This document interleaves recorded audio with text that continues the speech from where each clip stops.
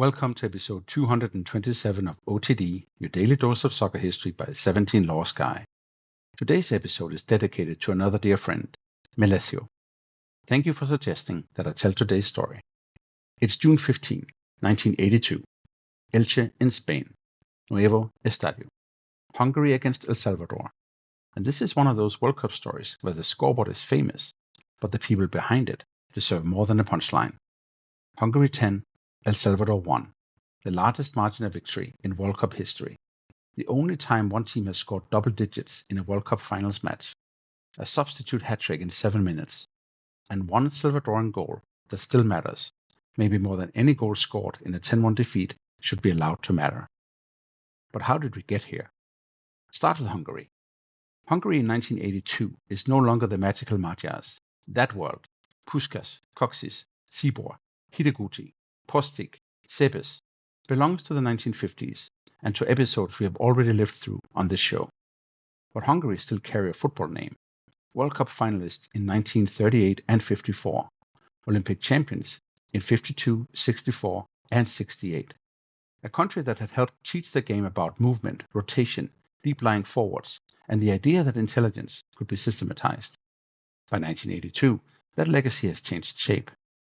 Hungary is a state socialist sporting country. Clubs tied to institutions. Players developed inside a system that is professional in practice, even when the old ideological vocabulary prefers other words. The team is not the best in Europe, but it is serious, organized, experienced, and dangerous. Their coach is Kalman Mesuli, a former World Cup defender from 1962 and 66. Their captain is Tibor Uneasy of Ferencváros, one of the great Hungarian players of his generation. They also have László Kiss, András Törőcsik, Gábor Pöliszkai, Ferenc Mészáros in goal, and on the bench, László Kiss. Hungary qualify from a tough European group with England, Romania, Switzerland, and Norway. The oddity is that England beat Hungary home and away, but Hungary still top the group because they're more consistent against the others. So Hungary arrive in Spain not as favorites to win the World Cup, but as a team nobody should treat casually. Now El Salvador. This is their second World Cup. Their first was Mexico 1970, after the qualification series with Honduras that became tied forever to the football war. We covered that in episode 220. In Mexico, El Salvador lost all 3 matches and didn't score. By 1982, the country is in a much darker place. El Salvador is in civil war. Government forces, left-wing guerrillas, death squads, US Cold War policy, social inequality, fear, grief. Civilians suffer terribly. Football is not separate from that world. Training is disrupted. Friendlies are difficult to organize. Players are trying to prepare for the World Cup while their country is bleeding.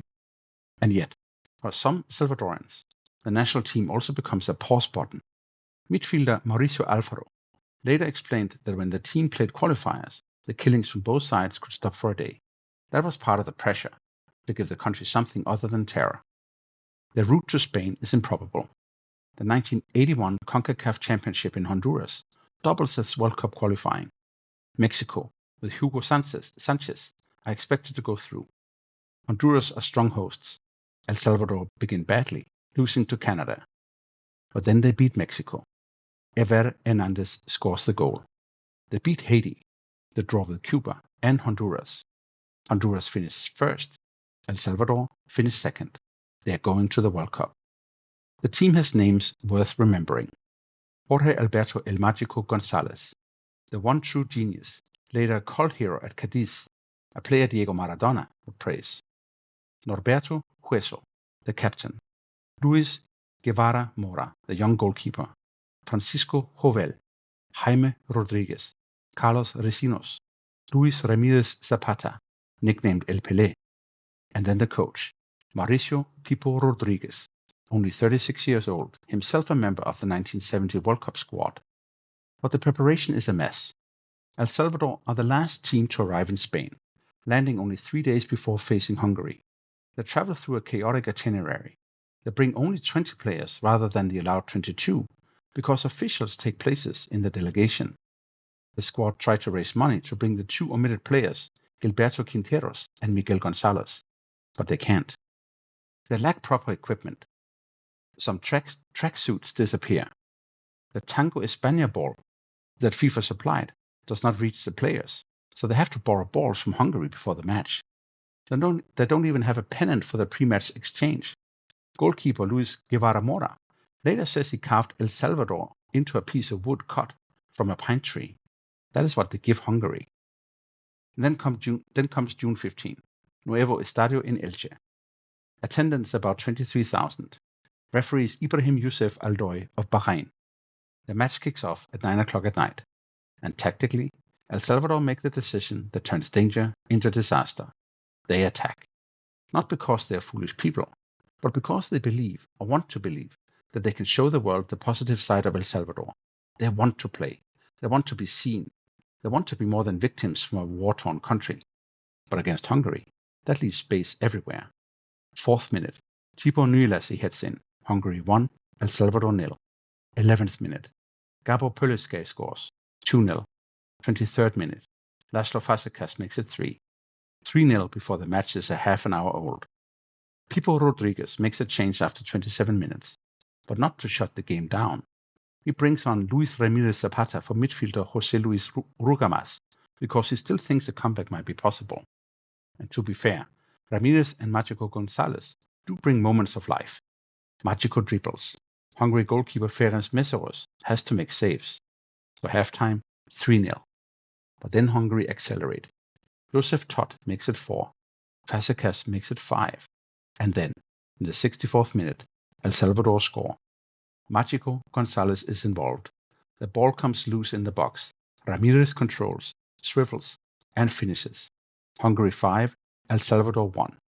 Ramírez runs away in joy. And this is the emotional core of the match. Some teammates try to stop him celebrating. They are afraid the celebration will anger Hungary. They are afraid more goals will come. Ramírez celebrates anyway, because he has just scored El Salvador's first World Cup goal, and still to this day, El Salvador's only World Cup goal. He is not celebrating the scoreline, he is celebrating proof of existence. And then the fear comes true. László Kiss has just come on. In 7 minutes, he scores 3 times.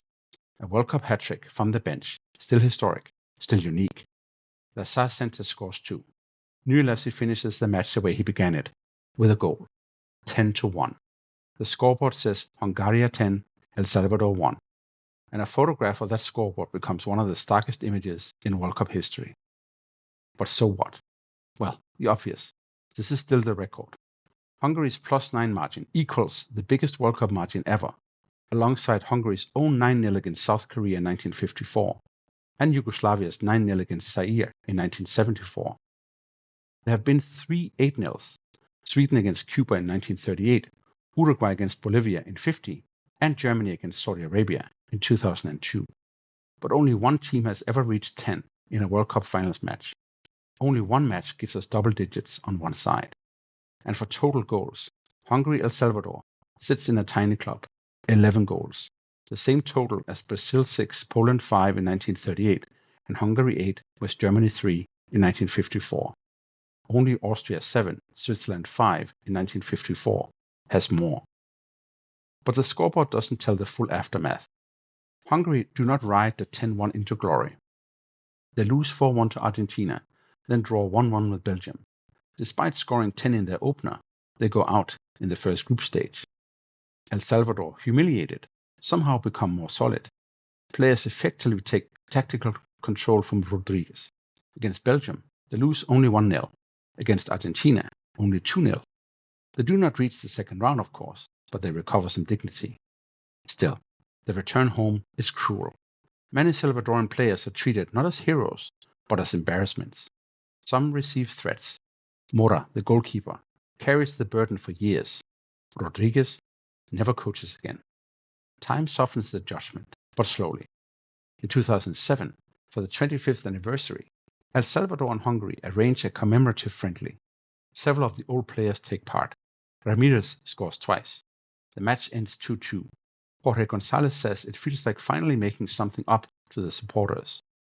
Hungary's football arc also changes.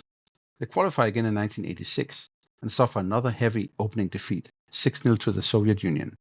Then the Cold War world begins to dissolve. Hungary's old state sport infrastructure breaks, the domestic league loses power, players move abroad more freely, and the national team drifts away from World Cup relevance. Hungary have not returned to the Men's World Cup since 1986. El Salvador have not returned since 1982. So that 10-1 becomes, for both countries, a strange monument. For Hungary, a record inside a tournament failure. For El Salvador, humiliation wrapped around the only World Cup goal. And that brings us to the uncomfortable question. What do we do with mismatches? The World Cup is supposed to be global. That is the point. When more than 200 nations spend years trying to qualify, the prize should not belong only to the same old powers. The tournament should be able to bring Hungary and El Salvador together, or Germany and Saudi Arabia, or Brazil and Zaire, or in 2026, 48 teams from every confederation. Expansion gives football oxygen. It gives smaller nations a path. It gives players from countries outside the usual elite the chance to stand in the same tunnel as the giants. And sometimes the minnow is not crushed. Sometimes the minnow changes everything. Cameroon beat Argentina in 1990. Senegal beat France in 2002. Costa Rica top a group with Uruguay, Italy, and England in 2014. Morocco reached a semi-final in 2022. That is the argument for inclusion. But there is another side. When the gap is too wide, football can become spectacle at someone else's expense. Last year's expanded Club World Cup gave us Bayern Munich 10, Auckland City 0. Bayern were magnificent, yes, but Auckland was semi-professional, and the match reopened the same question. Is exposure still good? Is the exposure humiliation? I don't think there's a clean answer. A large defeat can be cruel, it can damage players, and it can reduce a country to a meme. But exclusion is cruel too. It tells smaller football nations that the global game belongs to others and that they should remain grateful for watching from outside. So perhaps the right discomfort is exactly this. We should want the door open, and we should still care about what happens to the people who walk through it. Because El Salvador 1982 were not just a team beaten 10-1. They were young men from a country at war carrying hope into a stadium where football became too much, too fast.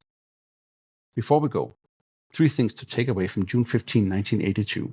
First, Hungary 10, El Salvador 1 is not only a freak scoreline, it is a collision between a deep European football culture and a courageous but underprepared team from a country in civil war. Second, Luis Ramírez Zapata's goal matters. It didn't change the result, but it gave El Salvador its only World Cup goal and gave a wounded country one moment of football joy. Third, big tournaments need small nations, but they also owe them respect. Inclusion matters, so does care. The line between opportunity and humiliation is real, and football has never fully resolved it. On this day in 1982, Hungary beat El Salvador 10-1 in Elche, the biggest win in World Cup history, the only double-digit team score at the finals, and a match whose most human moment may still be the one goal scored by the team that lost by 9. That's all for episode 227 of OTD, your daily dose of soccer history by 17 Laws Guy. I have a favor to ask of you. Once you've done listening, and if you haven't done it already, please rate the show 5 stars. The algorithm will then push OTD in front of more people. And if you like Milesio and have an idea for the show, my email is otd@17lawsguy.com.